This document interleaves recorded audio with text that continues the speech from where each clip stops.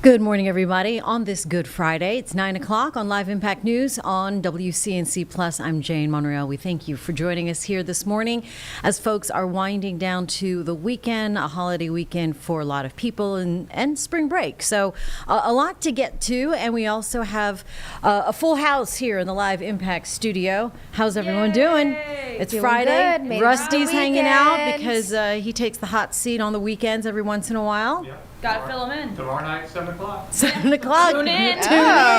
There you Rusty, all right, breaking. Well, he's already been in the hot seat. Yes. So, he's going to be making an appearance tomorrow as well. Majestic is here. She is looking at the weather. Her mom is in town as well. She made it. She made it. She's good. She was tired after her 9 long hours? trip. She was exhausted. I bet. So, yeah, hopefully How she got many a good hours? night's sleep. It was like a 9 to 10 hour Yeah. full travel day, 'Cause- not Did she full time in the air. connect somewhere? Yeah. Minneapolis, and it was freezing cold there, Yeah. and like wintry weather. She's like, please tell me it's warmer there. From Duluth. I saw this. Yeah. This is Oh, Duluth, look at Minnesota that. Right there. Okay, yeah. What is mom's Ew. name? Carrie. Carrie. Hi, Carrie. Welcome. Shout out to Carrie. Welcome.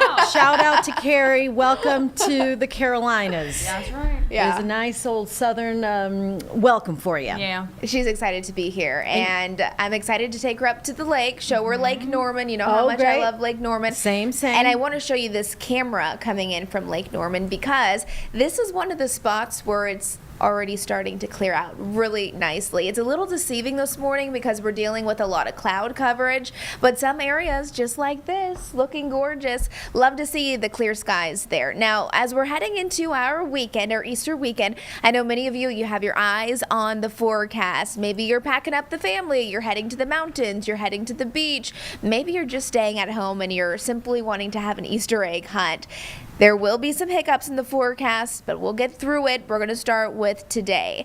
Temperatures this morning are really quite mild into the 60s, but by the afternoon, I need you to be ready for 80s. So if you are somebody who's maybe had a little slow start to your morning and you haven't gotten dressed and out the door quite yet, dress for warm weather today. We're talking about 80-degree temperatures, mix of sun and clouds this afternoon. I'm excited to get out and about today.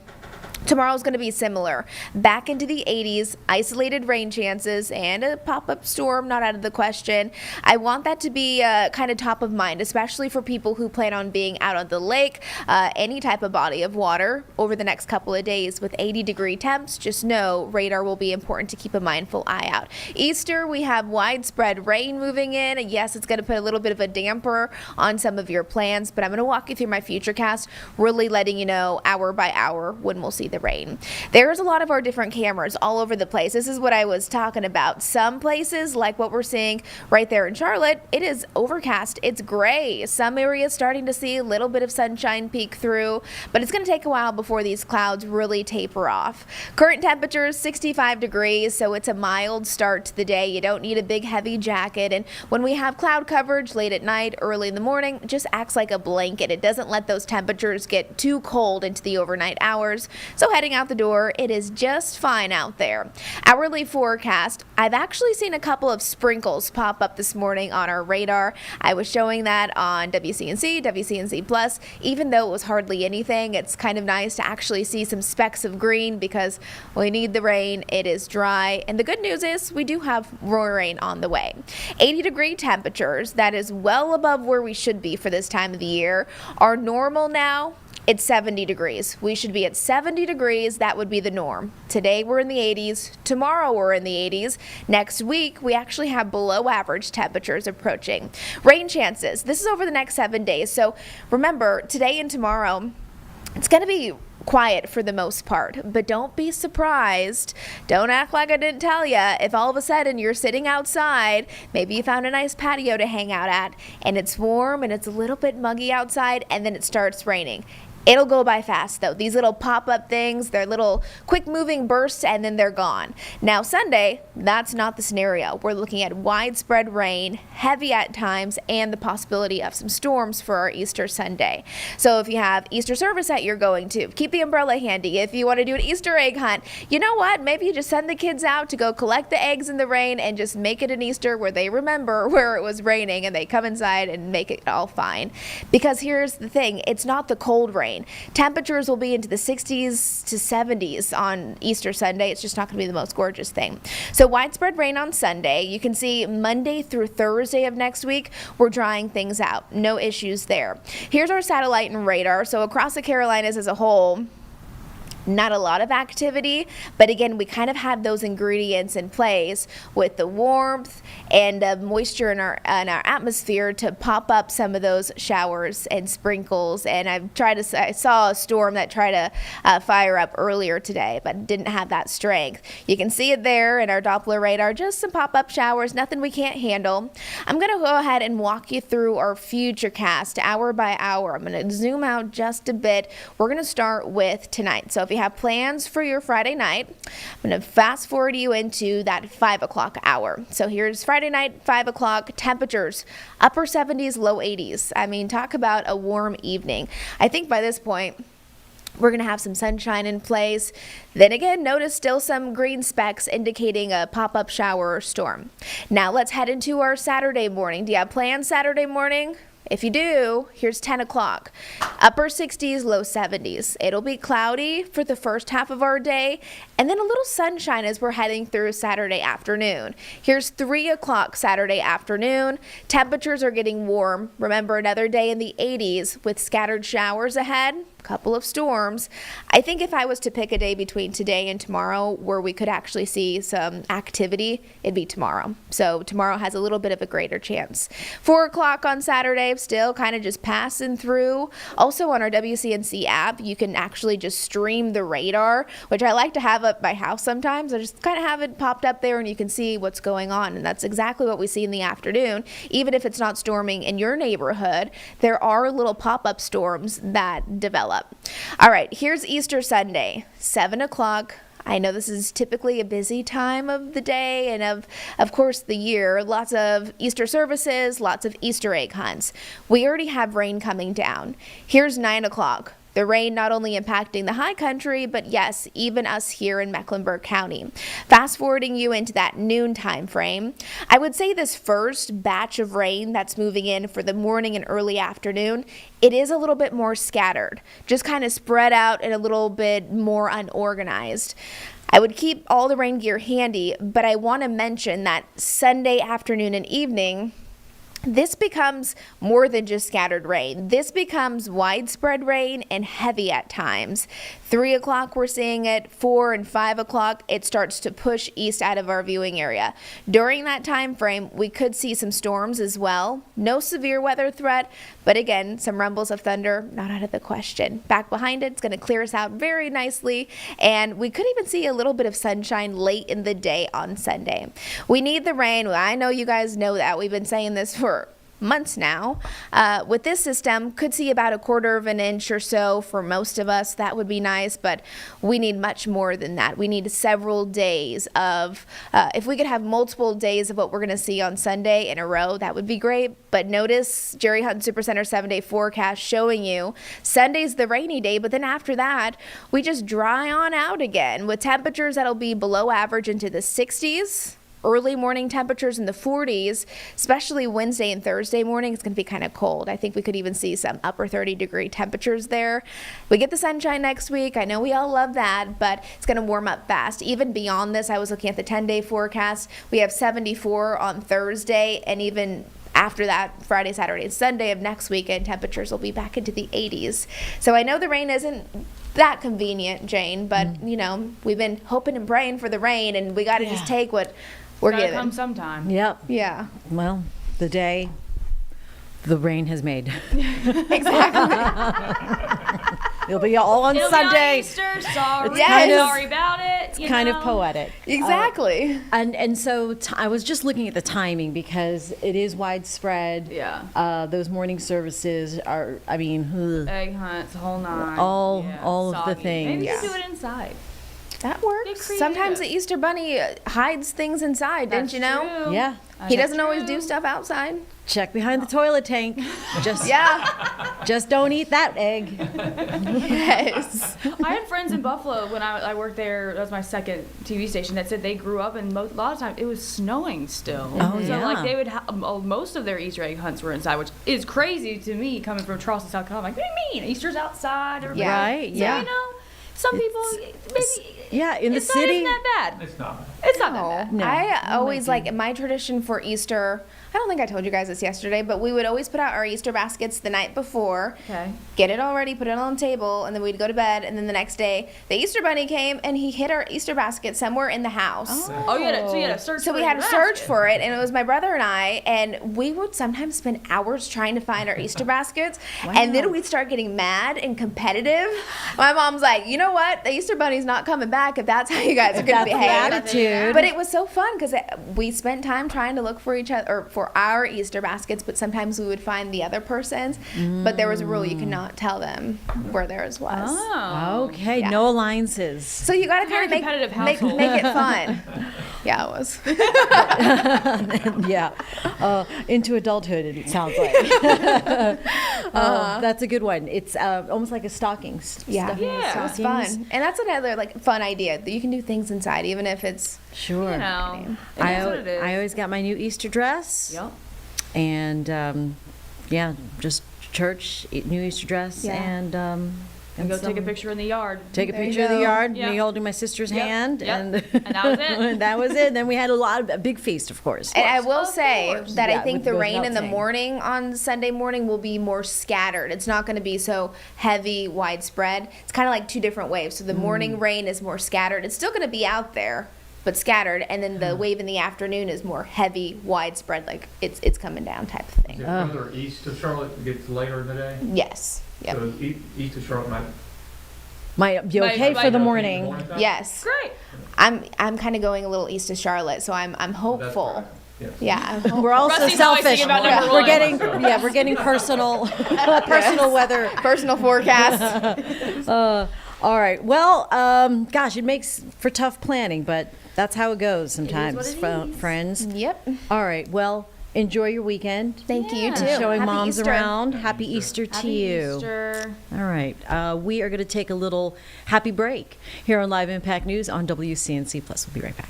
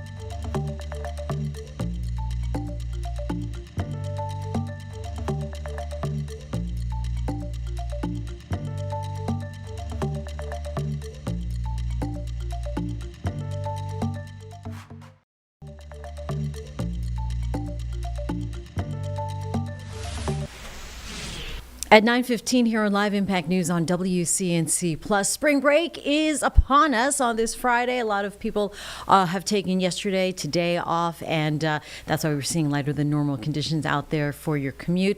But for millions of Americans, that's going to mean travelers, airports, road trips, beach destinations, you name it. But before you pack your bags, there are a few health precautions you should know about. Joining us on Live Impact News on WCNC Plus is Dr. Alexander Atkinson from Novant Health. Doctor, thanks for joining us here this morning. Absolutely. Thanks for having me. All right, so what is happening around right now? What's circulating and what should we most be worried about right now? Right now, we're pretty good in numbers. We're not seeing a ton of COVID, flu, RSV, but those still are kind of the bigger players. You know, there's hundreds of viruses out there, so there's always something circulating, and we don't always do the testing to identify exactly what it is. And then we're also seeing a fair amount of probably norovirus that's causing a GI bug, basically some diarrhea and vomiting. So a little bit of face stuff and then a little bit of GI stuff. All right, so knowing that that is out there a little bit, what are the important things that people should know to protect themselves before they get to the airport or on a plane? Yeah, so prevention's always better than a cure, right? So we want to make sure we're washing our hands, soap and water, hand sanitizer. So if you're traveling and going to be in public areas, make sure you have some hand sanitizer. That's going to be the best thing for you.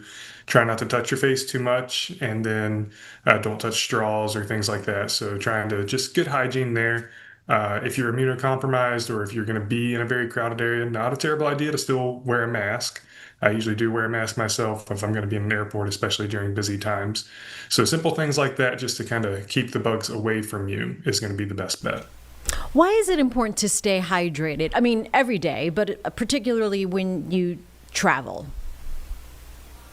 Well, so with travel, especially with air travel, when you go up in the airplanes, the air is very dry, so that dehydrates you. So you're going to be more dehydrated or have a higher water demand than normal. Probably won't have as much of a water demand if you're just driving, 2 or 3 hours staying at a similar elevation. But if you're going to change elevations, then you get dehydrated as well from that. So that's important. But just in general, you want to stay well hydrated. That's important for your kidneys, important for your immune system, and things like that. Absolutely. And let's talk about vaccines. If people do have time to get a vaccine before they travel next week, what should be on their list? I always recommend whatever the guideline recommended vaccines are. An important one to think about that sometimes people forget about, especially adults, is their tetanus shot. Tetanus actually protects you from pertussis and diphtheria, both of which live out in the community. We can't completely eradicate it, so important to think about that, and pertussis being whooping cough. So sometimes if you have kids in school and you get that letter that says there's been a case of pertussis or whooping cough, be on the lookout. Tetanus really protects against that, but there's other ones like RSV vaccines, pneumonia shots, flu shots, and things like that that you should make sure if you qualify for them, you should stay up to date on those. What a great reminder, because I just had my physical last week and he told me to get my tetanus shot. So thank you for that. I've got to schedule that. As far as packing, obviously you want your own prescribed medicines, but what else should we be thinking of, doctor? Yeah, so your own medicines, if you have an allergy and you need an EpiPen, don't forget your EpiPen. That's never a fun experience to need it and you don't have it. I usually tell people, depending on where you're traveling, right? If you're going camping and you're going to be out in the woods, you probably need a bigger first aid kit than someone that's traveling to Atlanta and is going to be in a hotel next to a Walgreens where they can go buy what they need. But I usually tell people, let's make sure we pack things like allergy medicine like Zyrtec or Claritin, ibuprofen, acetaminophen, so a little pain medicine if you take melatonin to help you sleep.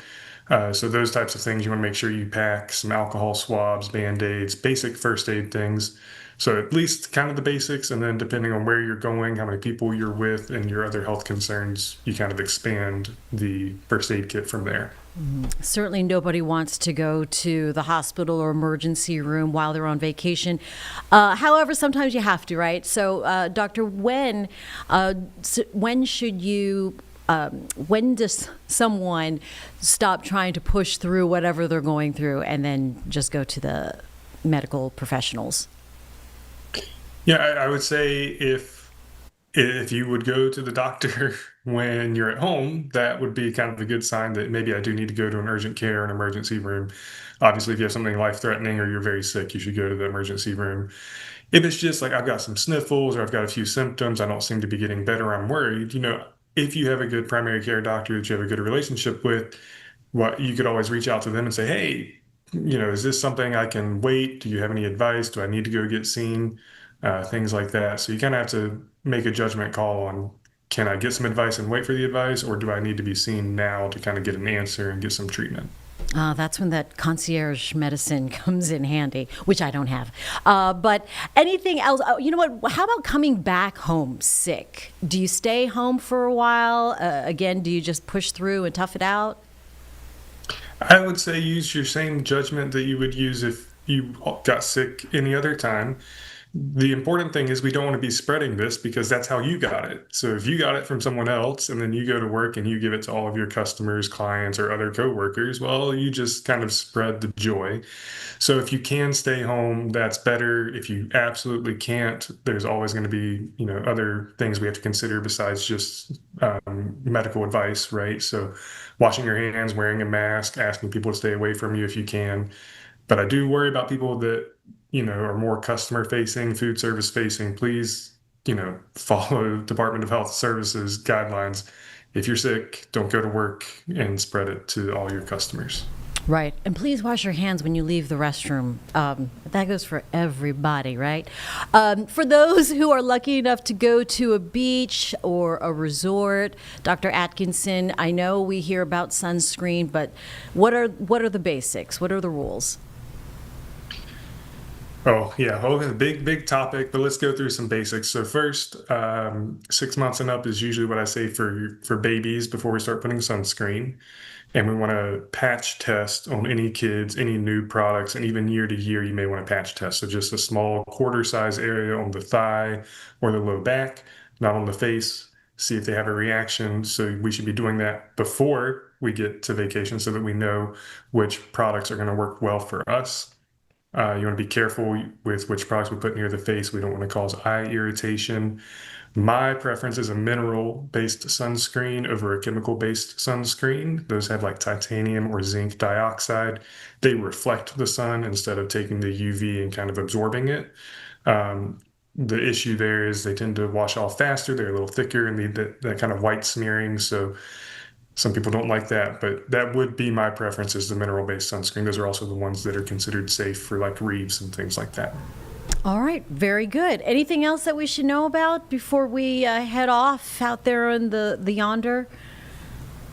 Well, just be safe. It's important to remember that, especially in the younger populations, it's not usually medical problems that end up in people having severe disabilities or deaths. It's accidents. So seatbelts in those cars. If you're going to be riding bikes, if you're renting bikes on your vacation or scooters, put a helmet on. Don't get on them if you don't have a helmet. Making smart choices like that. Smart choices bring you back home safe. All right. Thank you, Dr. Alexander Atkinson from Novant Health. Appreciate the time and great reminders for the spring break vacation for everybody. All right. Enjoy, everybody. Thanks. Thanks. And we'll be right back here on Live Impact News on WCNC Plus.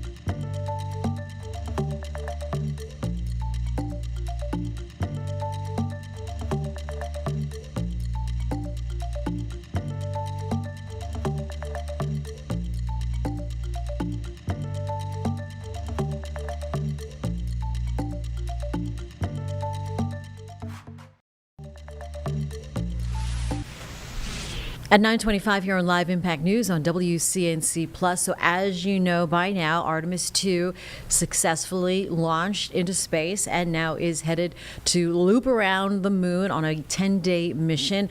We continue to talk about it because it remains fascinating as the 4 astronauts are on its first human bound mission in space in about 53 years. So last night, if you missed it, our Colin Mayfield talked to our Brad Panovich about the latest, the update on the Artemis 2 mission that is now headed out towards the moon. Here it is again for you this morning on Live Impact News on WCNC Plus.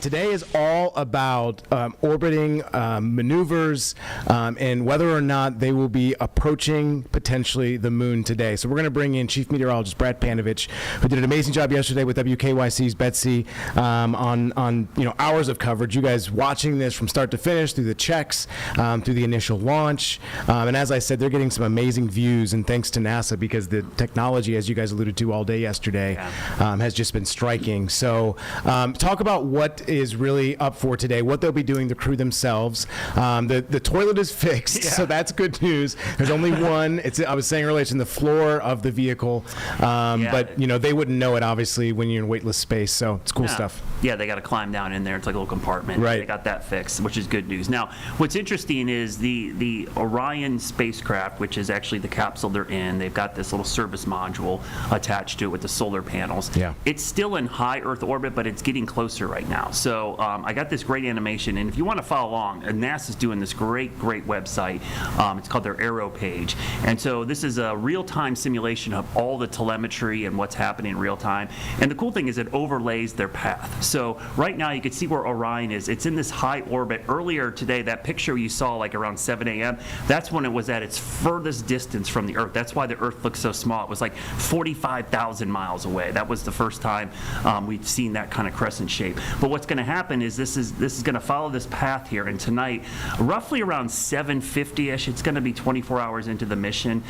It's this spot right here, Colin, and I'll highlight it. This is what's called the translunar ejection burn. It's like a 6-second burn of the engine that will send it on its trajectory towards the moon. So tonight's a big night because this is actually the last little push that the engine will give it towards the moon. Remember, in space, you remember an object in motion will stay in motion unless acted upon by an external force. Well, in outer space, there's no gravity, there's no friction, there's none of that. So once it does that 6-minute burn, it will maintain that speed until it uses the engines to slow down. So this will take it over the next 4 days to the lunar surface. And what's cool about this animation, you can see out in the distance there, it might be hard to see on wherever distance you're watching, but that's the orbit of the moon around the Earth. The moon isn't there yet. It's actually way over here. So it's moving from right to left along that orbit, and the plan is to sync up as it's coming through that orbit. So if you notice, we are in a full moon.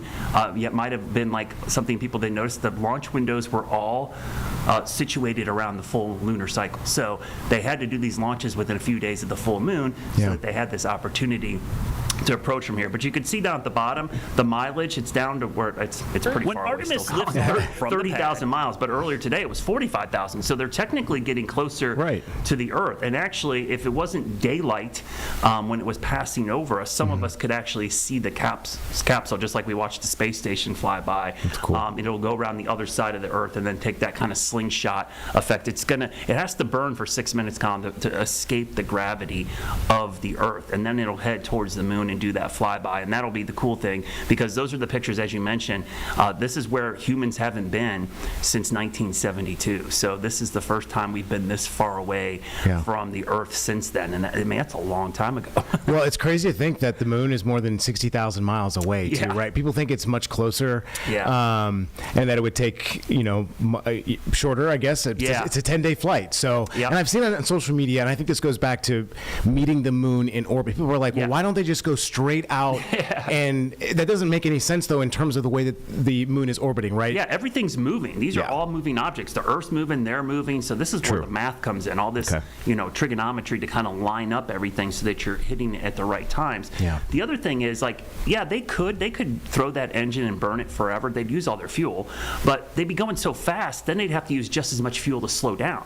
So this is all calculated to make it the smoothest flight possible out out to the moon. Now, I think we watch a lot of science fiction. Yeah. We got warp drives and stuff, and we're just going to go straight out Interstellar. there. Yeah, that's not the way this actually works. Yeah. And the other question I got a lot today, Colin, was people are like, well, why are we doing this, all these tests? Why are we doing this? This is all new equipment. We're not using Apollo technology. Right. None of this stuff has ever been used before. So just like the Apollo missions, remember, the first Apollo missions, they didn't land on the moon either. They did test flights. Step by step. They went out there, they set up the lander, they set up the deorbiter, because remember, they got to put spacecraft in orbit around the moon that they can take to land, because then they have to come back up and then escape. So all this stuff has to be set up ahead of time, and because this is all brand new, it's 2026 technology, it all has to be tested, and many things that are happening right now are happening literally for the first time. So the trajectory, speaking of equations and trigonometry, their planned trajectory will be to re-enter Earth, and then they'll go back to the Pacific Ocean, over the coast of San Diego. Now that's where they hopefully will be splashing down. Sometimes it moves, in shifts, depending on the curvature of the Earth and where the Earth is at the moment when they come back. Talk about what folks will be able to see maybe here in Charlotte. It seems like it's way too west for anything that we'll see. Yeah, I've been looking carefully at the orbits, and a lot of the initial orbits have been closer to the equatorial areas. So even if they were to pass overhead, it's so far south we can't see it. Now, if you do have a telescope, there's a good chance. I looked tonight because there's a chance tonight that we might be able to see it close to the moon, because we'll be looking towards the moon. It's kind of hard to tell from the planet here, but the North America is right there in the foreground. So the moon would be there. So when it's making this cross back, it would actually look like it's close to the moon. It's not. It's kind of it's deceiving because it's in the foreground and the moon would be off in the distance. But there is a chance tonight. I think it's around 8:50 or so. I'll have to look back because I was trying to plot it today. A couple astronomers have been trying to calculate the positions in a couple pieces of software I use to kind of align it up. But there might be a chance you could see it there. Now, when it gets close to the moon, it's going to be really hard to see because it's going to be a tiny little speck compared to the moon. Now, if you have high-powered telescopes, obviously NASA's going to be tracking it. We would not be able to see it with the naked eye. We're going to have to watch the feeds. And by the way, NASA's doing a really good job. They've got several YouTube channels going, streaming updates continuously. This website is amazing because you can watch this stuff in real time. The cool thing is, Colin, you can click on the mission view and it zooms in and shows you actually the orientation right now, and you can see kind of the solar panels out there, and they're facing the sun. That's why the shadow is there. And so the shot we had today was kind of that crescent shape off in the distance. That was taken, I think, from a camera on one of the solar arrays looking back in this direction. So it's pretty cool. So the kids would love to play with this. You can kind of zoom in and pan and tilt and then look at the mission, and then along the mission way you can click on the little dots. It'll show you these are these burns that they have to go through to slow down and stuff. So it's cool. It's really interactive and kind of shows you how the whole mission is going to go. You can even look at their menu, which is kind of cool. They've got all this great food. It does not look like space food. You and I remember as kids, I tried it down at space camp. It was not good. Freeze-dried stuff like MREs. They've got legit food. I didn't do well. Yeah, tons of coffee and stuff. So that technology. The other cool thing, and I don't know if a lot of people know this, all the astronauts were able to bring their iPhones.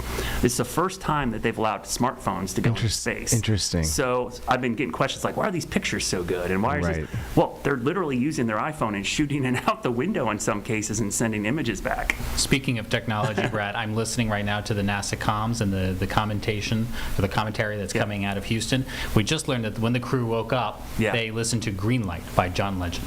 Oh, wow. Interesting. Well, I was going to say, when you were speaking, and I didn't mean to interrupt there, you could see the shift change of Capcom.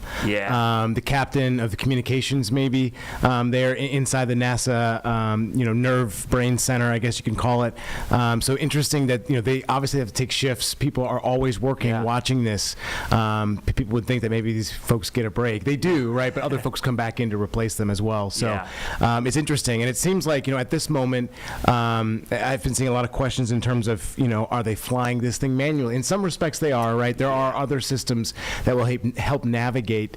But I think at this moment it's more resting, kind of waiting for, the initial burn, as you said tonight, and seeing where things have gone. I mean, there have been other burns burns that have gone on throughout the day as well. Yeah. But this is the biggest one that'll happen tonight, right? Yeah, so they had several burns earlier when they had a bigger module attached, and that was to get them into that high Earth orbit, to slingshot them around. Now they have the smaller engine, which is basically the service module. It's a small part. That's where the solar panels are attached. There's a smaller engine on there, and this is the big burn that's coming up. You mentioned control and the communication. It's really important. That's manned 24/7 because they're monitoring things all the time. The other thing, there is a lot of autonomy here. They could technically have the computers fly this whole thing, but because there's crew on there, they actually a couple times in the mission, they're going to allow them to manually try things out in case, let's say, the systems fail, and they have to. So this is like a fail-safe. So they're going to train on piloting it manually at times just to make sure they can do that, because if the computers go down or communication fails, they're there. That's the great thing about having a crew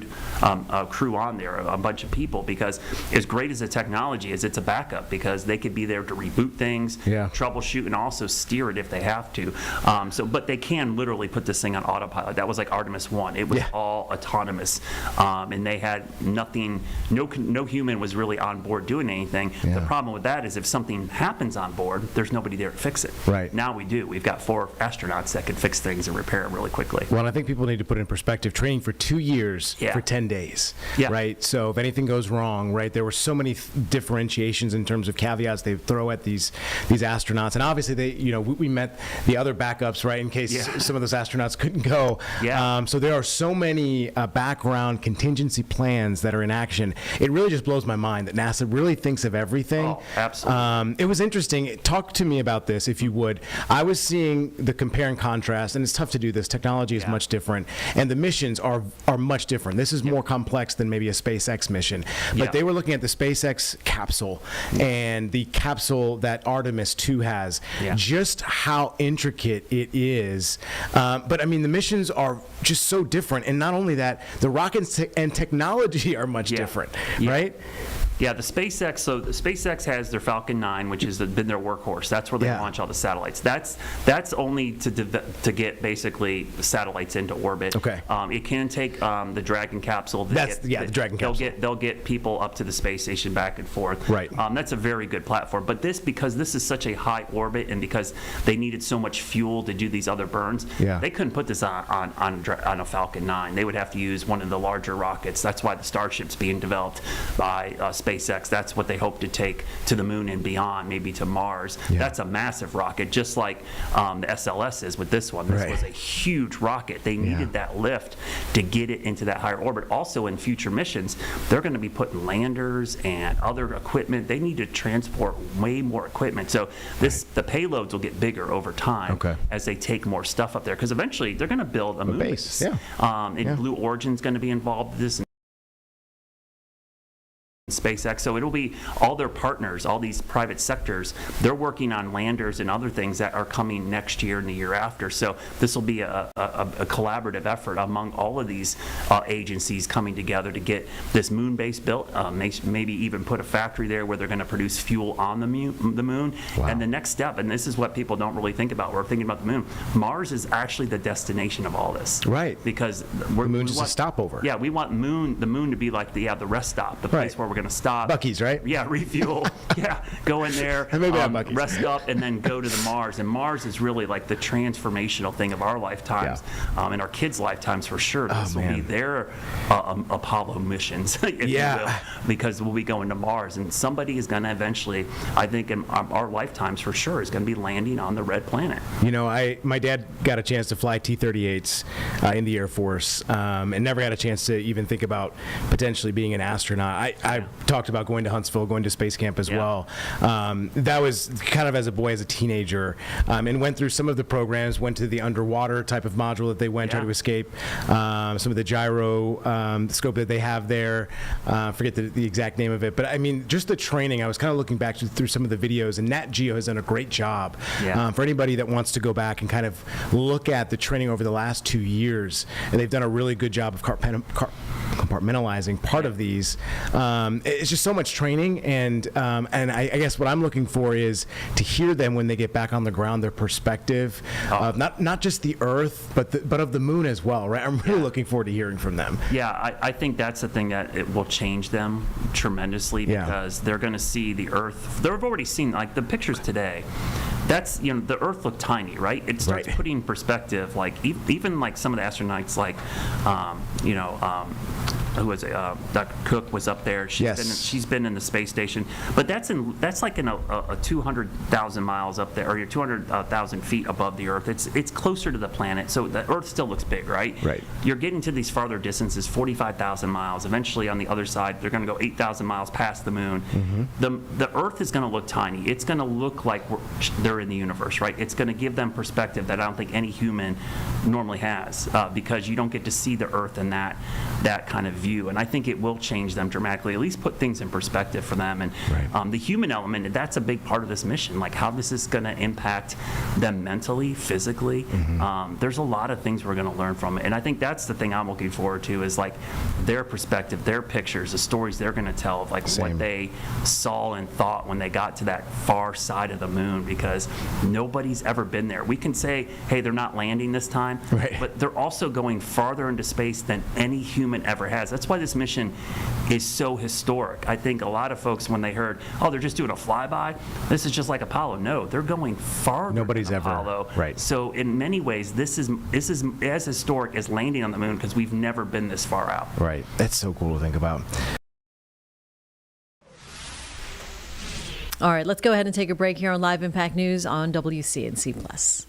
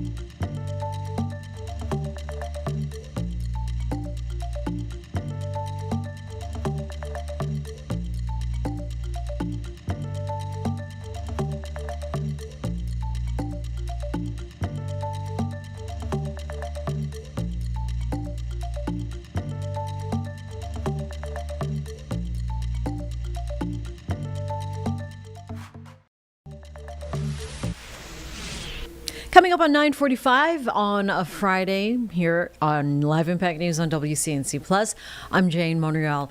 We're going to keep on this Artemis theme this morning. If you missed it last night, Artemis 2 given the official thumbs up to go ahead and go towards the moon. They're going to loop around the moon.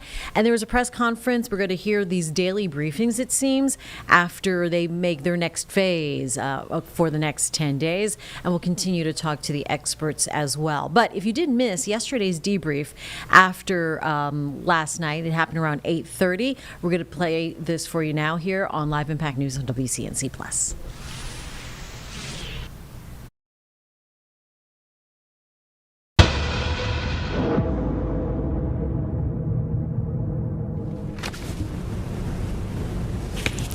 Good evening and welcome to NASA's Johnson Space Center in Houston, and welcome to our Artemis II status update.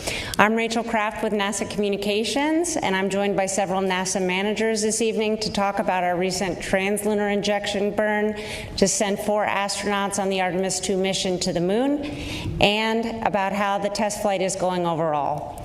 They are Dr. Lori Glaze, who leads NASA's Artemis program, Judd Freeling, Ascent Flight Director for the mission, and Howard Hugh, Orion Program Manager. We'll have some opening remarks and then take questions both from reporters here in the room and on the phone.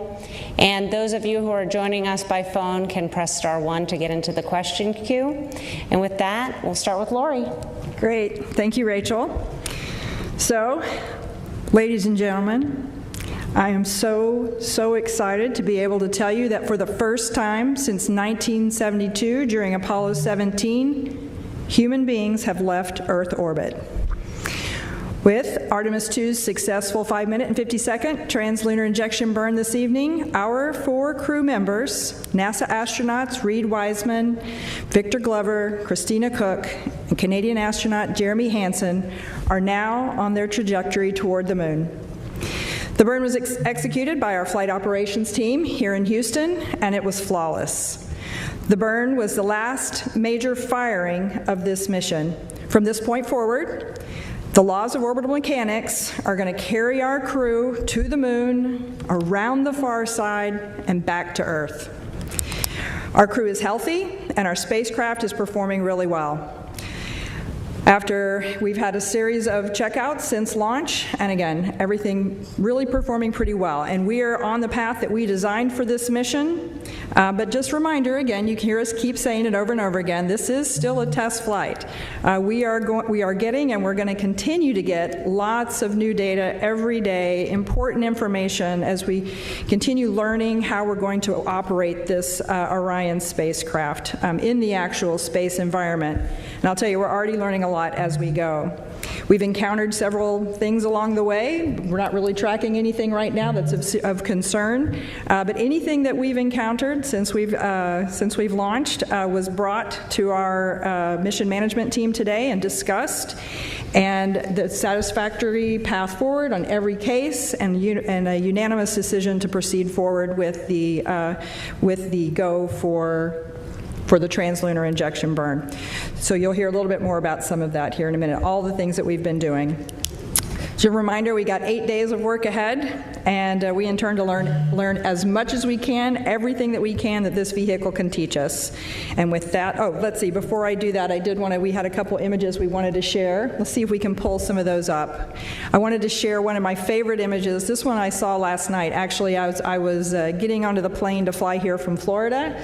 This one popped up, and I just absolutely love this one. Looking out the window, you can see the solar array wing there and the OMS engine from the Orion spacecraft, and then you can see Earth's crescent in the back. I just thought it was absolutely gorgeous with our crew members being able to see out the window there and get that photo. It's just absolutely beautiful. And then the second image I wanted to show you, you'll hear a lot more from Howard about the proximity operations demonstration that was conducted yesterday evening. And let's see, is that one going to come up? It's coming back. It's coming back. There it is. And in this image, you can see Victor Glover on the left there. He was using the manual controls to maneuver the spacecraft. And then Reed Wiseman on the right there was calling out the commands. So it was really, I hope some of you got a chance to watch that. I was riveted. It was absolutely spectacular to hear Victor's narration of the whole activity. So super cool. So with all of that, I am going to hand it over to Judd, and he can talk us through some of the technical details about the flight so far. All right. Thanks, Lori. It's been a great couple of days to be in the space business. Yesterday, SLS put us right on the money during ascent. We started with some checkouts by the crew from both the water dispenser and the toilet. Those were successful. And ICPS then burned us with our perigee raise maneuver, got us in a stable orbit. We did have a brief comm outage that was due to a ground issue that we have now rectified, and we understand that's not going to be a problem henceforth. And then, let's see, the ICPS then gave us a great amount of energy, put us in high Earth orbit with the Apogee raise burn, again, right down the money. So really happy with that burn. After that, as Lori mentioned, Victor did the ProxOps demonstration, gave us a lot of great feedback on how the vehicle responds in preparation for future rendezvous operations. So very valuable data.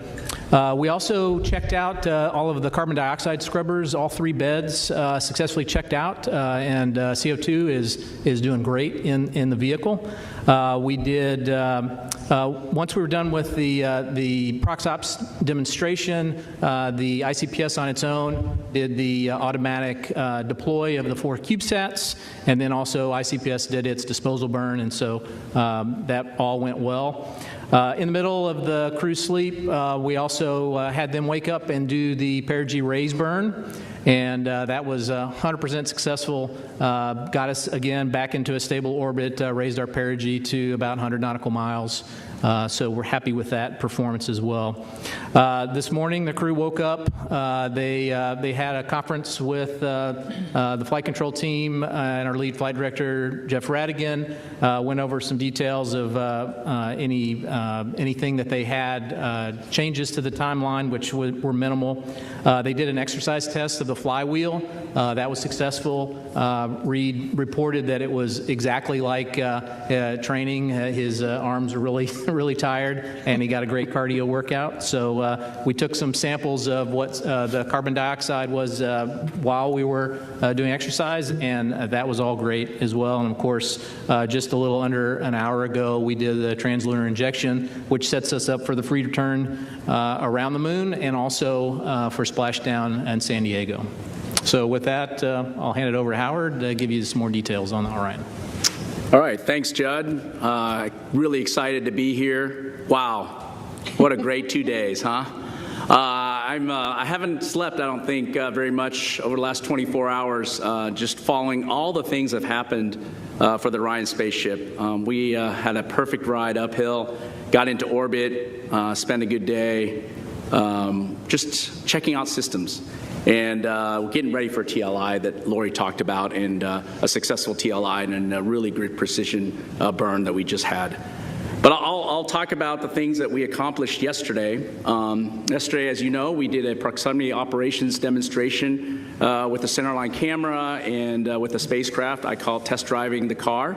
It's been an awesome event for all the engineers and the team that's worked on it to hear Victor and Reed talk about our spaceship and the work that we put in to put into this capability for manual flying.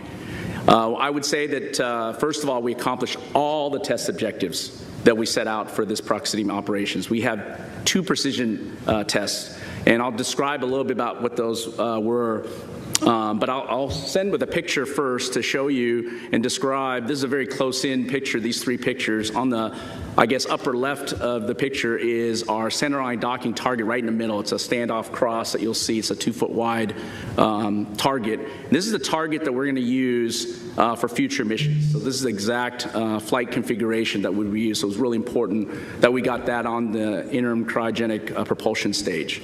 So we were able to get that on that stage, and what we do, as I describe it, is as we separate from the ICPS, we do a backflip, 5 degrees per second, and we back away all the way as far in this demonstration was about 400 feet. And that back away scenario, that allows us to have a good standoff understanding. We're pretty far away, not this picture, but I'll talk a little bit about where this is going. Then we start doing what I call course manual piloting. And this allows, and you might have heard this, what Victor was doing was basically moving side to side with the spaceship, up and down, and then doing the rotation pitch, roll, yaw, making sure that the response from the spacecraft and the performance is what he's seeing. And the reason it's course is because you're so far away at 400 feet that you want to make sure you have big maneuvers so you can see the target going out of your field of view a little bit, okay? So that's what we did at the initial part, and then we slowly started coming in and approaching the vehicle. And that picture that you see in the upper left side is almost to 33 feet. It's about 40 feet away, I think. And that's where we will do what I call fine manual piloting. So we're just doing a little bit of the same thing, side to side, up and down, doing the pitch, roll, and yaw maneuver and handling. And you heard that if you watched closely, and some great commentary. Especially, it was heartwarming to hear. I know I talked to some of our team members today, to hear that how well their baby worked, operating precisely. That is exactly what we wanted to do, holding the attitude and being able to maneuver very well, and described, I think, just very excitedly by Reed and both Reed and Victor. I think it's really a great a moment for all of us who have been working in this arena to get this demonstration off. And of course, that wasn't the end of it. We did back away to about 65 feet. And we let the ICPS do a maneuver, and then we had another target, what we were calling this two-dimensional target. So it didn't have a standoff cross like we did on the ICPS nose. What we did was add a good 2-degree target or two-dimensional target on the spacecraft, on the ICPS, and then we did the same maneuver, but a little different. This maneuver was what we call 6-degree of freedom maneuver, where we were tracking and also maneuvering by rotating as well. So you're translating and rotating at the same time, and that allowed you to have a different characteristic of the vehicle performance in a manual piloting approach. And we were also able to go to this 33-foot range. So really important demonstration of both the fine and coarse handling of the spaceship for future missions as we go forward. And that was something that we wanted to make sure we brought down some risk. And you saw the images of the centerline camera, and performance was outstanding. And of course, the crew was outstanding. They did a terrific job. I actually flew the simulator. I did not qualify for this mission, unfortunately. So I definitely wasn't ready for this kind of mission. But Victor just did terrific and followed everything. And I saw the track today in terms of predictions, and I got to give kudos to him. He followed it right along, and it was a really great opportunity to demonstrate our capability. So that was a really important demonstration and test of our rendezvous and proxops capabilities that we're going to need for the future. But also in that 24-hour period, we had to obviously demonstrate our readiness for translunar injection. We were able to really track a lot of the subsystems that we've learned from on Artemis 1, but also the most important subsystem when we put humans on board is the life support system. And I'm happy to report that the performance of the CO2 scrubber, the ability to distribute water, control the temperature inside the cabin is exactly as we predicted, and in some cases better. And so that was really great. And of course, across all the other subsystems that we demonstrated in Artemis 1, like power generation, was better than predicted. Also, over 13 kilowatts of power generation. And our ability to control, like I said, the inside cabin and control the temperature across all the parts of the spacecraft was right on and nominal. So that was really good to see. And of course, we were ready to execute the TLI burn today. And our guidance navigation control system was ready to go and demonstrated through this burn its ability to handle this type of burn and the precision that's needed to take us to the moon and come back into Earth's atmosphere. So really great overall demonstration of the proxops, really great demonstration of the core subsystems that we have on board the spaceship that's required to execute the rest of the days of this Artemis 2 mission. And finally, I would say that we had, I would say, really great opportunity to just understand our overall performance across all these subsystems and making sure that we're ready to commit the crew to a safe journey to the moon and back. And we demonstrated that over the last 24 hours. We were able to, as Lori said, have a mission management team review of that and determined that we were go for TLI. And I'm just really happy that we're headed to the moon. Thank you. All right, it's time now for questions. We'll start here in the room, and then we have several on the phone. A reminder, please raise your hand if you're here. We'll have a mic coming around. And then if you are joining by phone, *1 can get you into the question queue. And we will begin in the room here. Let's come around. All right, while they get ready to do the answering questions from media portion, let's go ahead and take a break here. Top of the hour, 10 o'clock on Live Impact News on WCNC Plus.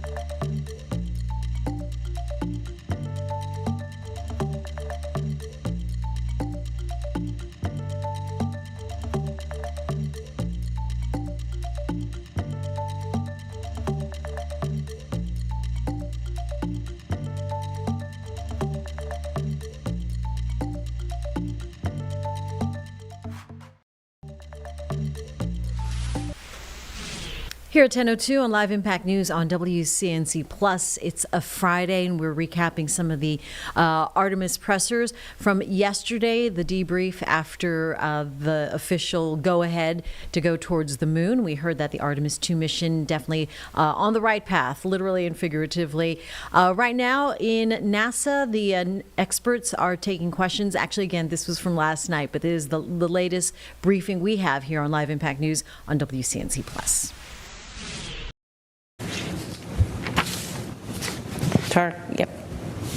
Thank you very much. Tarek Malik with Space.com, and I think it's for Howard.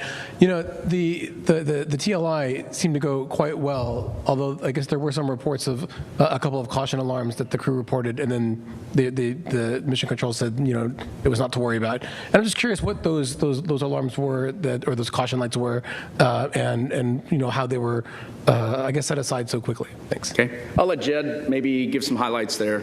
Yeah, so about 15, 20 minutes before TLI, we had a couple of nominal reconfiguration changes of the atmosphere revitalization system, the cabin fans. And when we were moding those to a different mode, the fan speed change caused the cabin sensors to dip below the caution limit for just a bit. And of course, that rang an alarm that was a suspected cabin leak.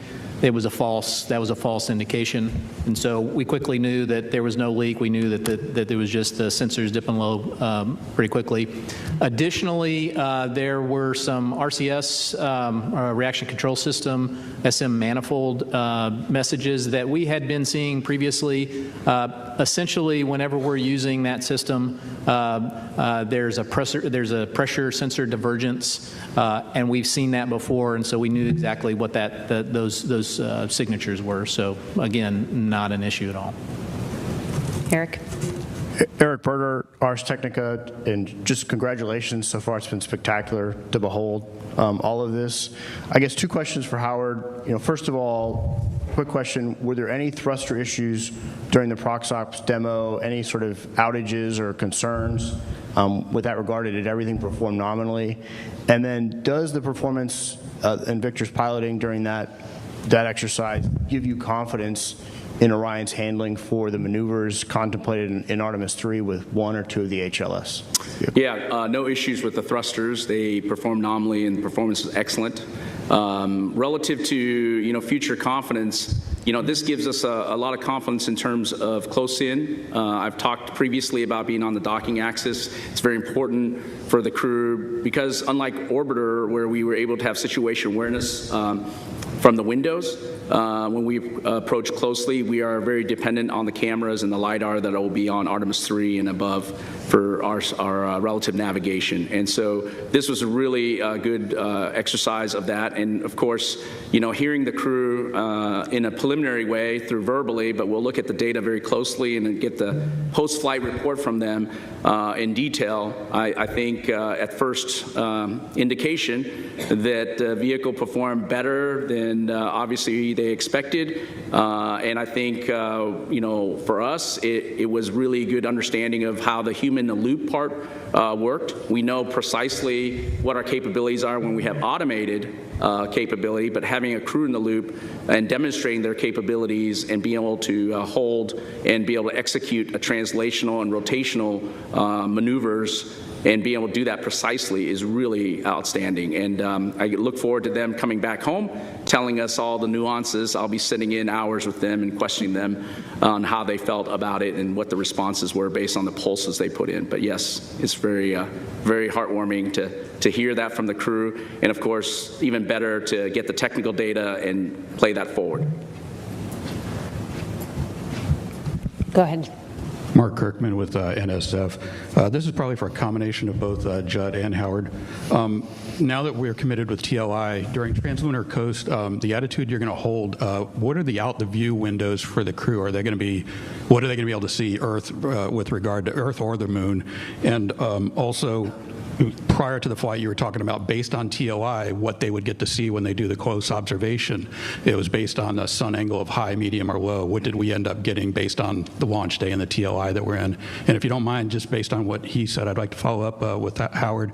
It sounds like, based on what Ike said and you said, that the handling qualities, tight, deadbeat damping, that this is better than you predicted. Is that a true statement? You want me to start first and go ahead. Talk about that? I would say that predictions are hard. There's a human in the loop kind of element, and we practice that. So I would say yes, definitely, maybe better than we anticipated in a lot of ways because there's variations by which we go into space. On a closed loop control system for guidance navigation control, when you have an automated system, you know precisely and you predict exactly how the system will respond.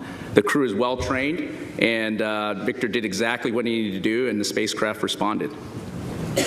As far as where the vehicle will be pointed, most of the time we spend in a tail to sun attitude. So we take the back end of the vehicle, point it towards the sun, and so whatever the geometry is, that's what you get. We sometimes have the advantage when we have good power balance, we can move the solar arrays that have cameras on the end, and we can move those around and see what look back at the Earth or look forward at the Moon. Also on flight day 6, whenever we do the lunar closer approach, we'll change attitude, make sure that the crew has those views of the lunar surface. As far as the lighting of the Moon, this was a lower lighting day that we launched. I think it was in the 20 to 30%, 20% lit area. So we'll still get good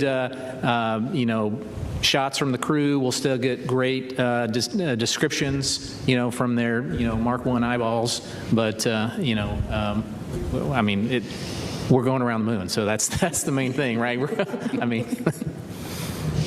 Okay, we'll take two more on the end here, and then we'll go to the phone.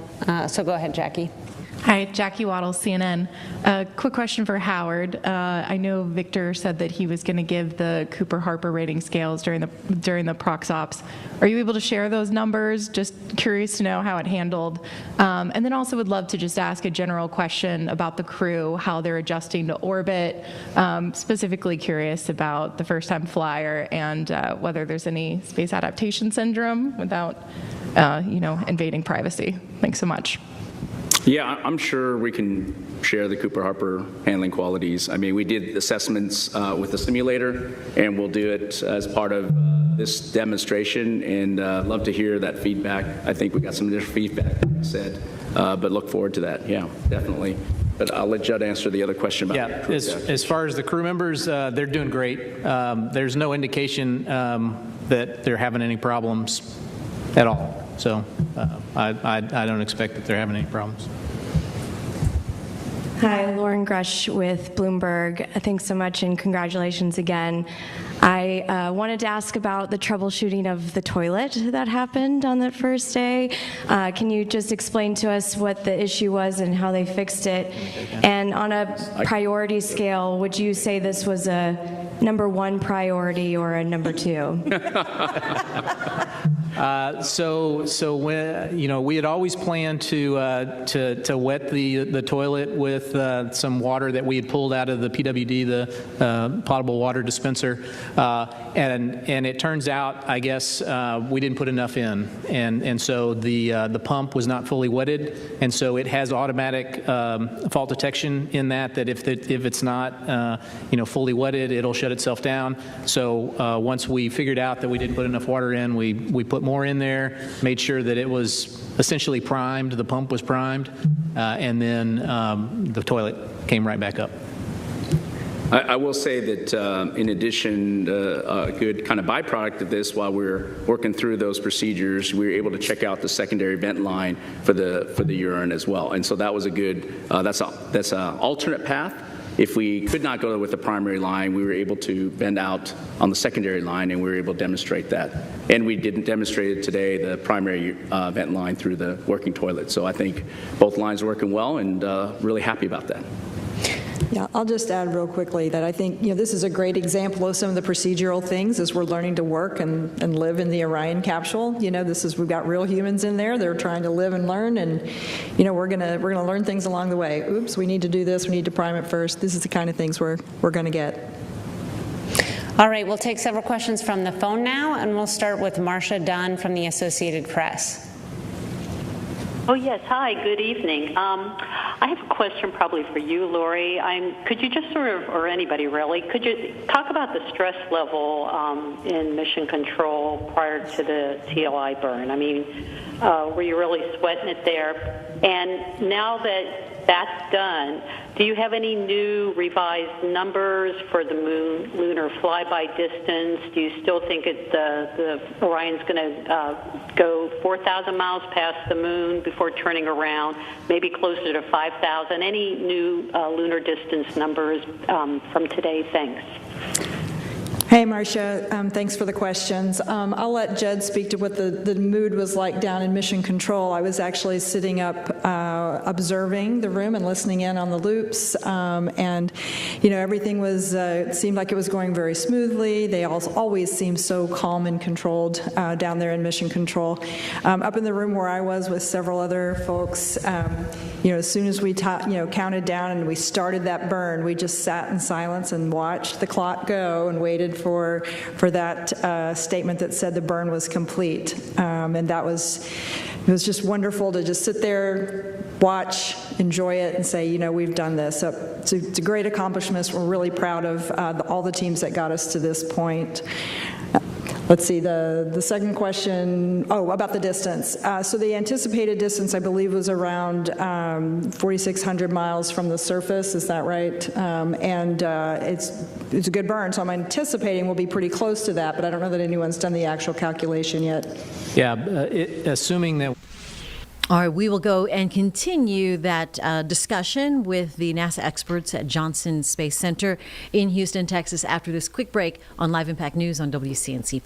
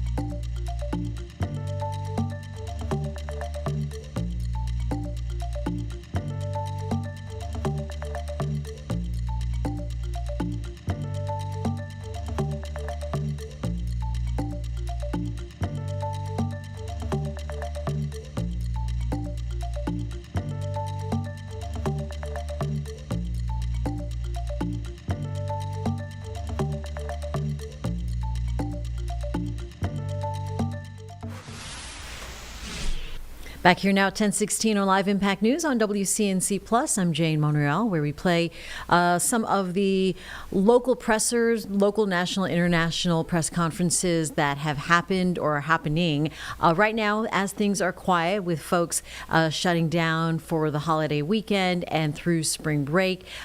Things are quiet on the federal front, but we do have the coverage continuing on Artemis 2. They're going to have a briefing later on today, which will bring you here on Live Impact News.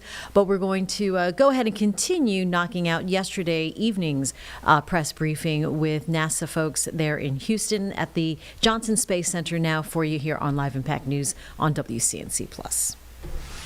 A nominal burn, which we did, the max distance that our folks calculated was 219,639 nautical miles max distance from the Earth. Yeah, okay. So. As far as the mood in Mission Control, these teams have done lots and lots of simulations, and so I would say they're consummate professionals.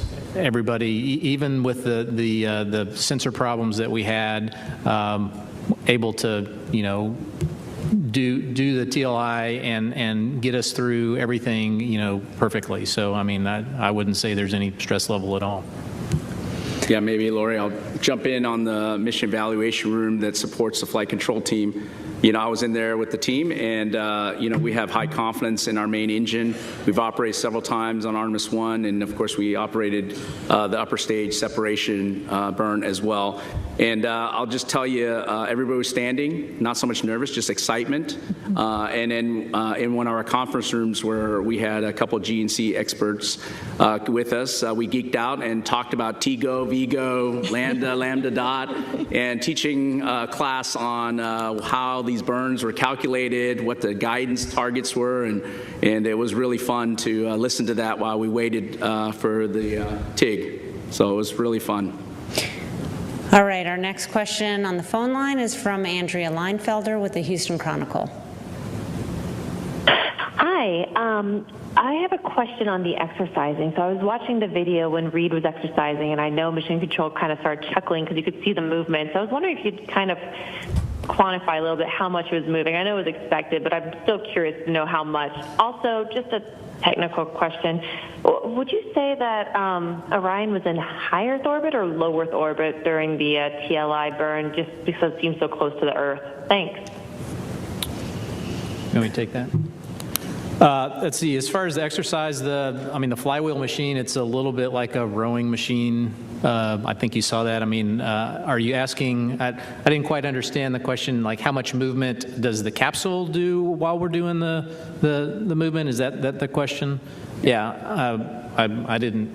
I don't think we saw anything that we didn't expect. Yeah, you'll see some solar array dynamics, which is expected, but it didn't perturb any of our control where we've had to make any adjustment, big burns or anything like that to control the attitude, is where you would hear or get affected by those dynamics.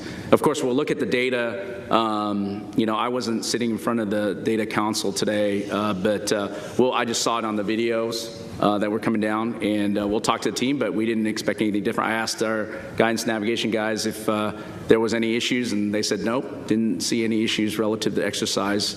And then, of course, we'll always look at the data and go by that, but looks good so far. Let's see, and the other question was, were we in a high Earth orbit when we did TLI? Yes, technically we were, but we were at the lowest part, perigee of the orbit, so we were about 100 nautical miles off the Earth's surface, traveling about 23,000 and change miles per hour. And so because we did the TLI burn, now that takes us out of the high Earth orbit and gets us on that free return trajectory to the side of the moon. Okay, next up is Nell Greenfield-Boyce with NPR. Hey, can you hear me okay? Thanks for having this briefing. I would appreciate hearing a little more about the water dispenser situation. It sounded like just before the burn, they were doing what they were calling like water ops, and they were bagging up water in plastic bags. Could you just go over exactly what the issues were with the dispenser and why it was decided to have backup water and how much water the astronauts actually bagged up? Thank you. Yeah, great question. So during ascent, so we have 4 water tanks in the Orion service module, and each one of those tanks has an isolation valve between them. The isolation valve between the middle 2 tanks failed closed during ascent. And so it essentially isolated 2 tanks on one side and 2 tanks on the other. Each end of those tanks goes to one of 2 different water dispensers, a primary and a secondary, so we have full access to all of the water. However, in an abundance of caution, we decided it probably good, just in case we have a subsequent failure of an isolation valve, to bag some water, and so that's exactly what we did. We're going to bag some water in the cabin and preserve that just in case we have a subsequent failure. Okay, our next question is from Joey Roulette with Reuters. Hey, thanks. I just wanted to clarify the predicted maximum distance from Earth. Did you say 219,000 miles? And is that based on, and that's based on the TLI burn that was just done today, right? Those are our predicts prior to us performing the TLI burn, so that assumed a perfect TLI burn, so I haven't gone and run those numbers again.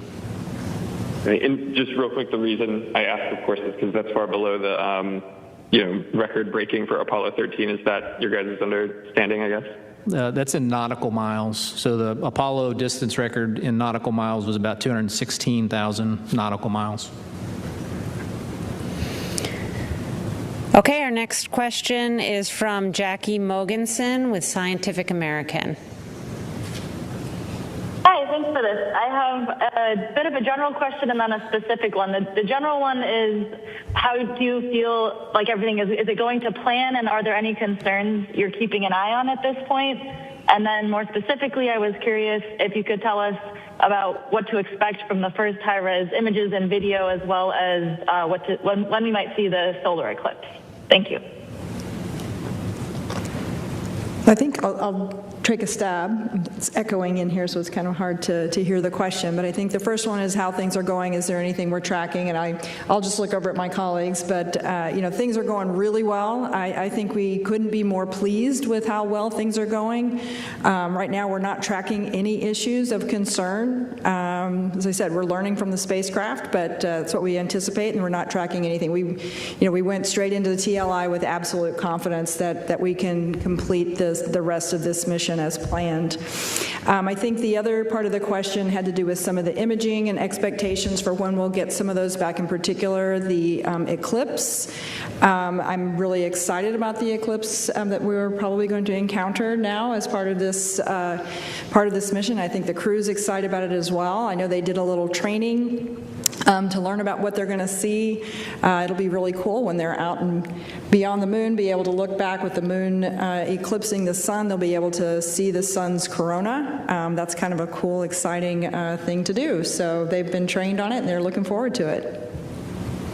Okay, we'll come back here in the room for other questions. Let's start here in the second row. Hi, Michael Atkinson, Houston Public Media. There was a little bit of online chatter about the Outlook issues that were happening with Reed Wiseman. I was wondering if you could talk a little bit about what exactly was going on with that. Yeah, this is not uncommon. We have this on station all the time. Sometimes Outlook has issues getting configured, especially when you don't have a network that's directly connected. And so essentially, we just had to reload his files on Outlook, to get it working. Okay, go ahead. Richard Tu with the Post newspaper. A question for Howard. You talked earlier about a ground issue related to the communications problem. Can you explain that a little bit more? Was it literally like a loose screw, or was it something underground cabling, maybe a resistance issue? Can you elaborate on that a little bit more? Thank you. Yeah, I can take that. So we have a processor at White Sands ground terminal. It's called a serial communication processor. In order to get return telemetry, it has to translate the radio messages to something that our front-end processors at MCC can understand. So that processor is supposed to be in a configuration for nominal S-band Orion telemetry. When we essentially found a bug that we didn't know was there before. So when we did our checkouts, part of our checkout is to put in a configuration for the emergency comm configuration. When we commanded it back to the nominal configuration, it showed that it had taken, but it did not actually. And so you basically had to go into low-level commanding to see what was the actual configuration and do that. So it's a software bug we now understand that we hadn't seen before, and so no issue with us going forward. Okay, we'll go right here. Hi, thanks for doing this. Beverly Casillas for Space Scout. So we talked a little bit about some of the communications anomalies and other kind of teething issues we saw on that first day of flight. And I was just curious, what would you say has been the biggest learning moment about the Orion spacecraft so far during the mission? And have there been any surprises? Thanks. Yeah, I think the biggest learning is always first-time systems. And I always go to life support. Being able to control humidity and scrubbing CO2, which performance is really great. In fact, we're maybe becoming, we need a little bit more humidity. I think it's doing too well sometimes. But I think those are things that are, like Lori said, we're learning, we're adjusting how to operate the spaceship with actual people on board and that are actually putting out CO2 and breathing in oxygen. So I think this is one of the things that we've learned in that 24 hours. We're learning a lot. The trending data, the sensors we have on board in terms of accuracy, being able to track that very closely is something that we're going to learn. No surprises. We expect good performance from our subsystems. So we're very happy about that. And again, we knew that we would learn a lot. And the other thing we would learn a lot is what you guys were all referring to relative to caution and warnings.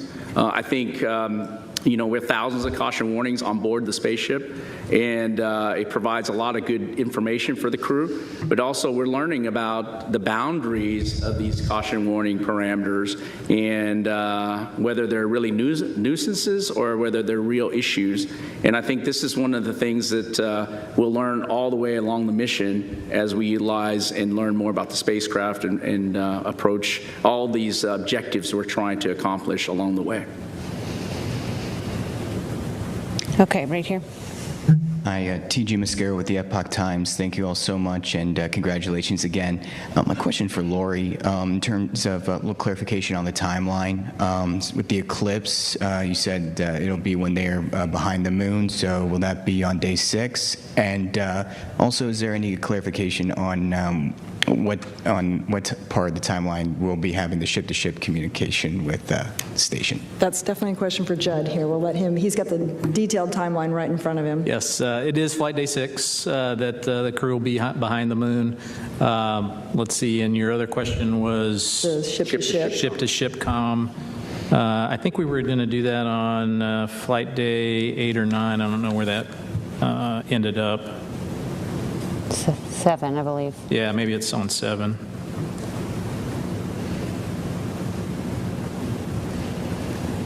Yep, it's flight day 7.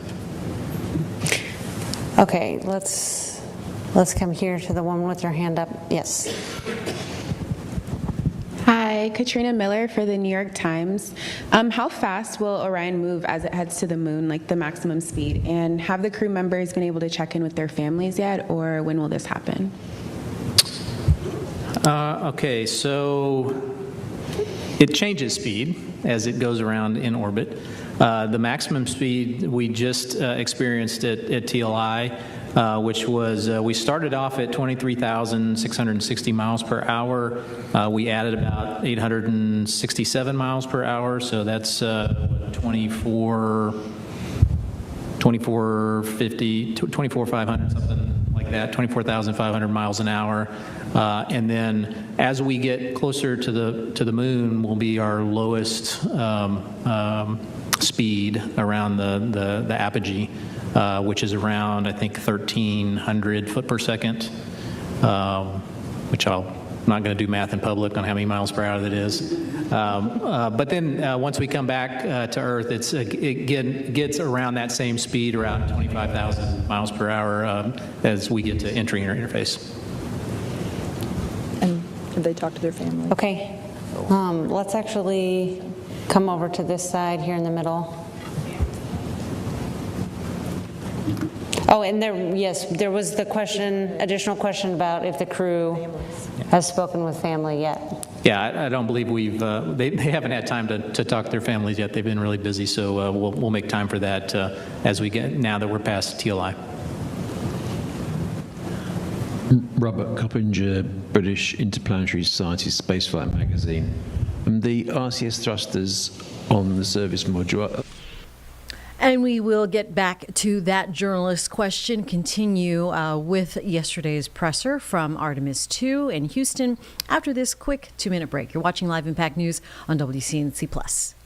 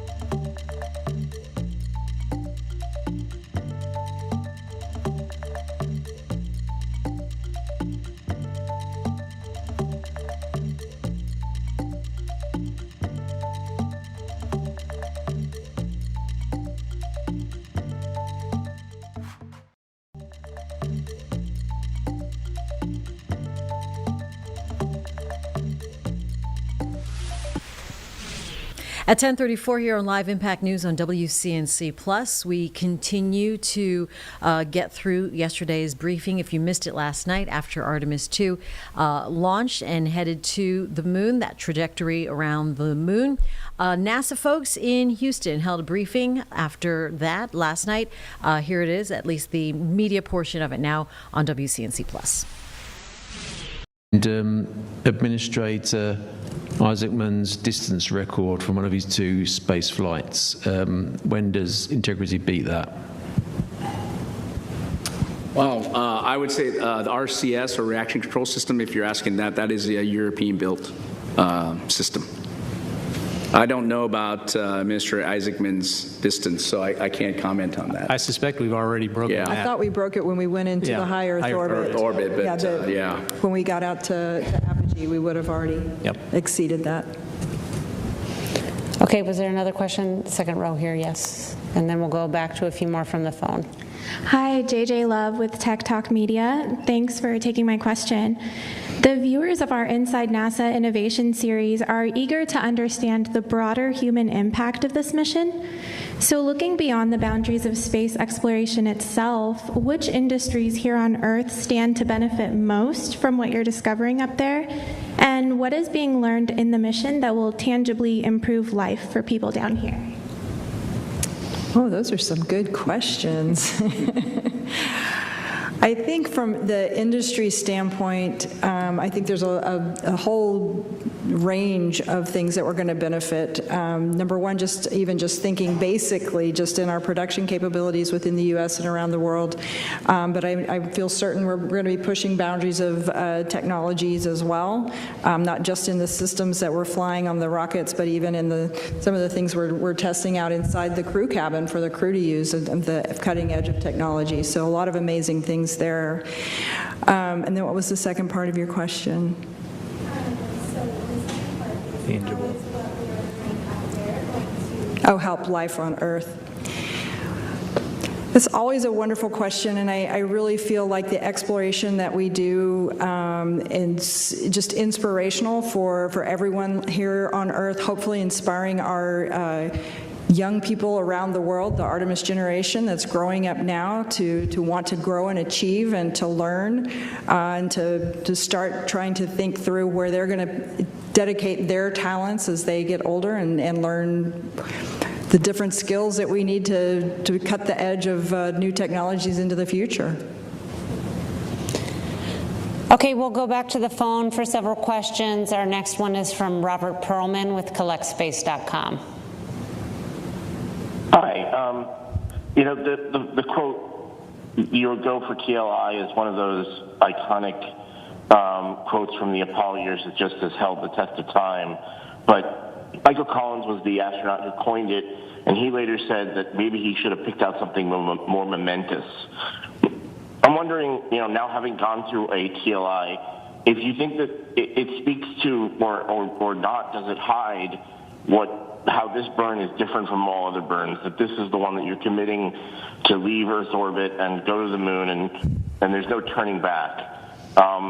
I know that you said that there wasn't extra stress, that you had practiced this over and over, but was there any moment that you actually, gulped hard that, yeah, we're going to the moon?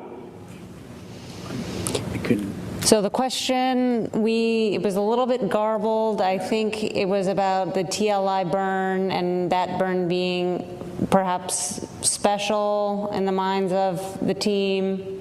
Robert, may need to get you to say some of that again. I think we captured that, though. Yeah, that's do you think the public, when they hear go for TLI, or when we speak about it normally during a press conference like this, does it really convey how the momentous moment that it actually captures? So I think what he's getting at here with the question, help me if I get this incorrectly, but as we're executing on that 5-minute burn, is there a point at which our teams, as we're executing, kind of absorb the impact of just how important this burn is, and how, if we don't get it all the way through the burn, then what would happen? I don't know if you want to speak to how your teams execute within the mission control. They're very measured, they're very controlled, they execute, and they're ready to respond. Yeah, I would say we probably reflect on that after our shift. And we'll execute everything professionally, probably save the reflection for after our shift, and certainly that reflection, I suspect everybody understands that this is a once-in-a-lifetime moment. All right, our next question on the phone is from Christopher Mick with the Hudson Star Observer. Thank you for taking the question and for all your time tonight. Another amazing day here in the mission. I just want to ask, I think these would be for Jed and Howard. I was wondering, the crew sounded very busy in the time I was hearing the loops today, and I was just wondering on the astronauts' kind of individual task timelines, if they're kind of on schedule for that or falling behind at all or skipping some things. And then maybe to Howard, if there was any time for Earth observation photography, if there's any feedback from the crew on how things were going shooting through the Orion windows. So I would say there were, as far as the timeline goes, there were a few things that the crew was not able to get to today and yesterday, and that's fine. We knew this was going to be a very, very packed first 2 days, and now once we've got past TLI, we've got lots more time to do things, and observation certainly is one of those things that the crew absolutely will be doing during their time, and they've got plenty of time now to reflect and do those other operations. Yeah, I'll say that although, like Judd said, maybe a few things didn't get done in the schedule that was planned that could be made up, the real important one for me at least was this prox ops demonstration. I think we budgeted around 71 minutes. The crew finished in 65. And that was awesome because, like I said earlier, we were able to accomplish all our objectives and within that time period because we were having to exit and leave the ICPS distance and move on towards the orbit. So having that done and getting all those objectives accomplished was very significant, and I'm really happy to do it with some margin. Okay, our next question is from David Denault with About Space Today News. Good evening. I have a question. Has there been a formal report issued yet on the possible damages caused by Artemis 2 compared to Artemis 1? I understand that it caused some damage to the elevators, and it also burnt through the surface area, scorching it. Has there any report issued on that as yet? So this is a question related to the potential damage to the Mobile Launcher 1, where we launched yesterday. We've talked many times about the ruggedization that we did to the Mobile Launcher following the Artemis 1 mission. And what I can tell you is that our initial assessment is showing that most of the damage is really largely cosmetic. Really, overall, everything's looking pretty good, especially compared to Artemis 1. We know we're going to have some repairs that we'll need to do, but those repairs, the repairs that we made following Artemis 1 largely worked, so that's a good thing. We are in the process of doing an in-depth assessment of what kind of damage was received there. We do know that there were some bolts, some latching bolts that perhaps didn't hold as anticipated, and there was some, I believe, some issues down in the firing well there. But we're still doing the assessment, so hold tight, and we'll get you some more details as we better understand exactly where that mobile launcher is right now. Okay, Philip. Hi, Philip Sloss. I guess a quick follow-up with Lori about the mobile launcher. After the first launch, there was a pneumatic leak. You didn't see any issues in terms of the continuity with the pneumatic systems in those lines? Everything's doing extremely well, actually. Yeah, and the water suppression system was able to wash things down, so we didn't have the issues of the concerns with corrosion. The pneumatics, all of the other systems seem to fare extremely well. Okay, and then a quick one for Judd, hopefully. On the first launch, SLS had a tiny underspeed at MECO, and I know they were looking to make some tweaks so that they would hit the exact targeted MECO. What did you see yesterday during the ascent? Yeah, as I mentioned, right on the money. Okay, thank you. Hello, I'm Kaya Burgess from the Times of London. How closely did you study in planning this mission the free return slingshot trajectory of Apollo 13 in terms of the lessons to be learned of what to do similarly or what to avoid, and how different will this trajectory be from the only other time humans have taken that trajectory around the moon and back? You take it. Okay, so it is slightly different from Apollo 8. Apollo 8 actually went into the lunar orbit, gravity well, right? Orion doesn't have the capability or the propellant to do that, and so we're taking advantage of the gravity to slingshot Orion back around the moon. So it's quite actually in the early design of Apollo. As a matter of fact, Apollo 13 got on a free return trajectory to get it into a minimum energy state so that we could go back to Earth. And so this is more like that trajectory in that we're taking advantage of the moon's gravity as an assist so that we don't have to burn as much propellant. My question is, how does it compare to Apollo 13 rather than 8?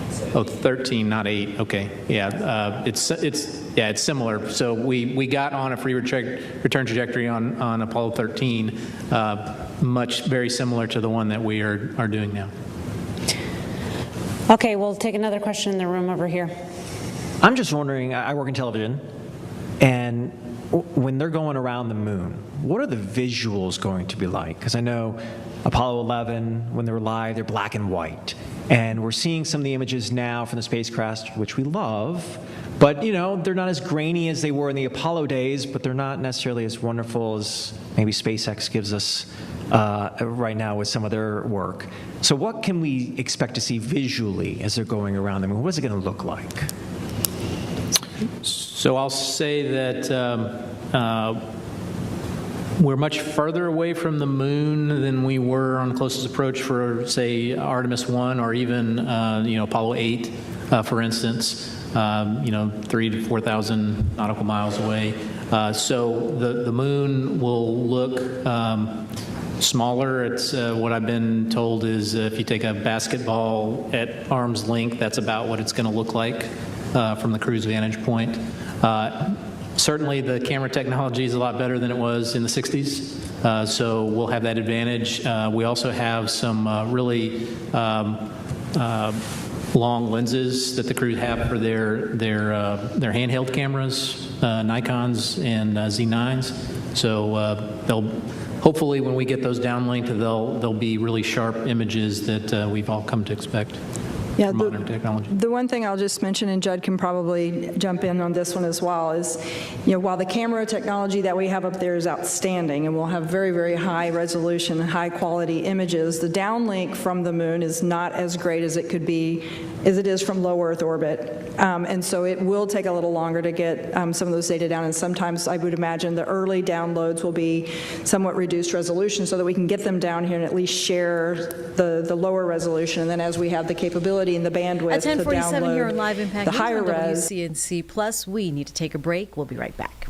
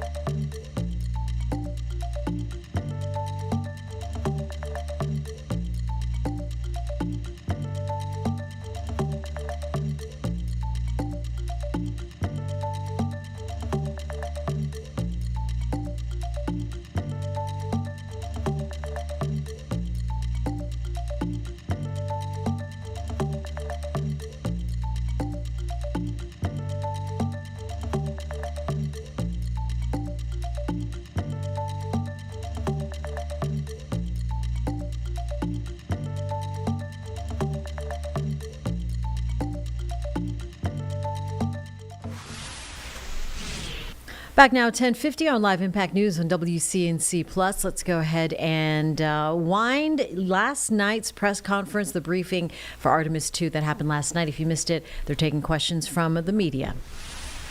We'll make those available. Go ahead. Moises Avila, AFP, Agence France Presse. I know that more than 50 years have passed and it's a new world and new technology, but compared to the Apollo missions, what things have changed and what protocols or beliefs maybe or traditions maybe remain?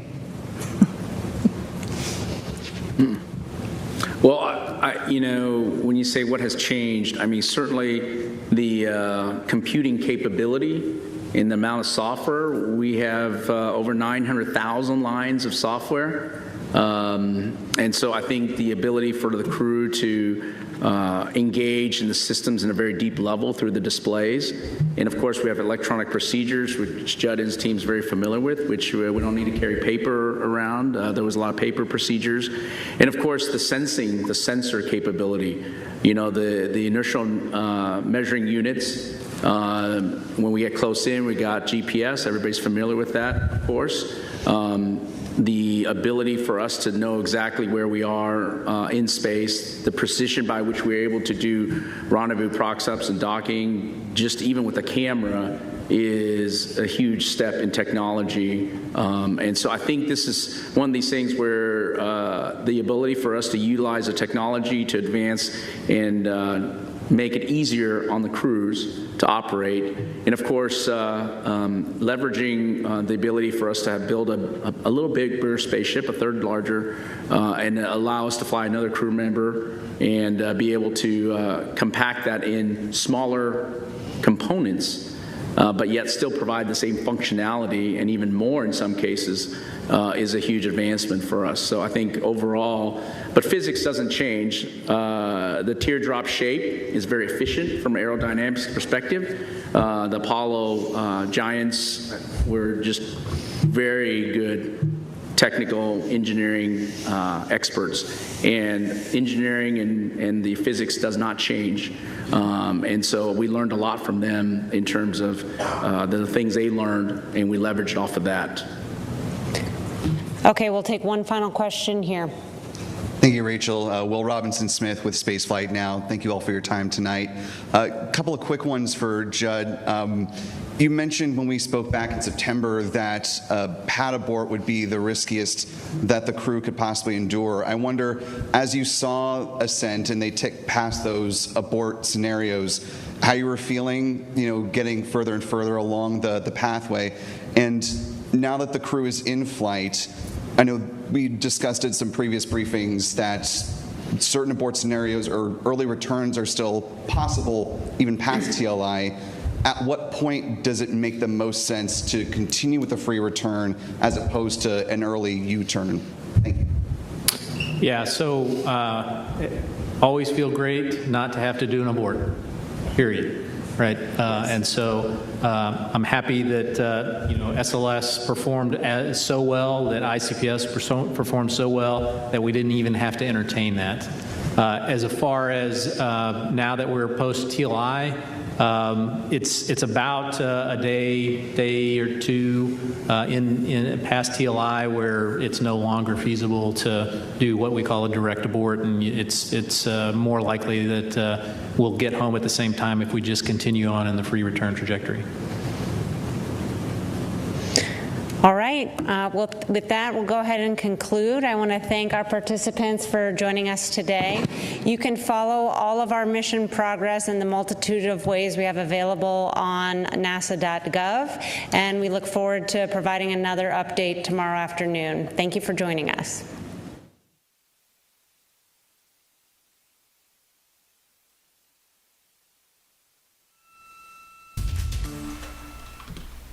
All right, I want to tell you right now here on Live Impact News on WCNC Plus, we are following some breaking news, hearing that a U.S. fighter jet has been shot down over Iran. The search for the pilot is underway, but that the pilot was able to eject from the plane. So we will follow that here on WCNC Charlotte coming up at midday.